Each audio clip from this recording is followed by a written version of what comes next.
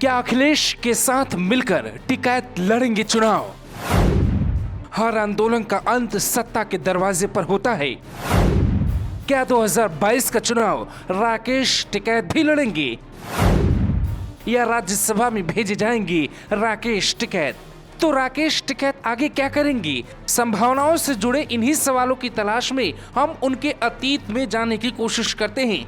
राकेश टिकैत का जन्म उत्तर प्रदेश में किसानों के बड़े नेता माने जाने वाले महेंद्र सिंह टिकैत के घर 1975 में हुआ। शुरुआत में वो किसान आंदोलन या सियासत से दूर थे। उन्होंने मेरठ यूनिवर्सिटी में एमए किया और फिर एलएलबी करने के बाद यूपी पुलिस में कांस्टेबल की नौकरी भी करने पहुंच गए। लेकिन आज वो देश के बड़े आंदोलनकारी हैं या आंदोलन किंग हैं।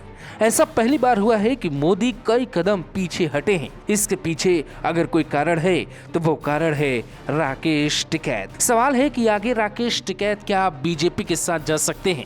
इस सवाल का जवाब हासिल करने के लिए आपको फिर से राकेश टिकैत के अतीत में जाना होगा। किसानों की खातिर राकेश टिकैत एक दो बार नहीं बल्कि 44 बार जेल जा चुके हैं। मध्य प्रदेश में भूमि अधिग्रहण के खिलाफ आंदोलन के लिए उन्हें 39 दिन तक जेल में रहना पड़ा। गन्ने के समर्थन मूल्य बढ़ाने के लिए दिल्ली में प्रदर्शन किया, तब भी जेल की हवा खानी पड़ी और बाजरे के समर्थन मूल्य की लड़ाई उन्हें जयपुर जेल ले गई।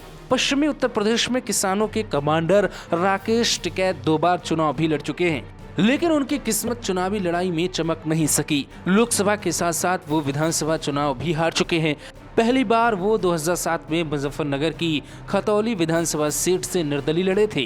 चुनाव में हार मिली।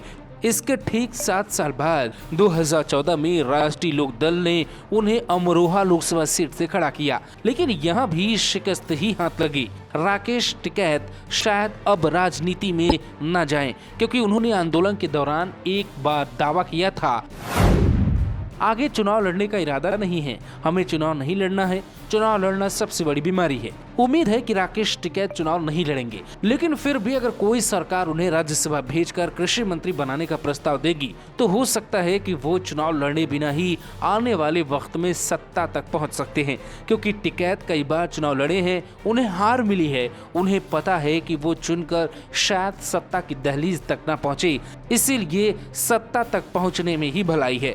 राकेश टिकैत के बयान ट्वीट पर नजर डालें तो उनकी हर अपील और बयान को पश्चिम उत्तर प्रदेश का किसान बेहद गंभीरता से लेता है।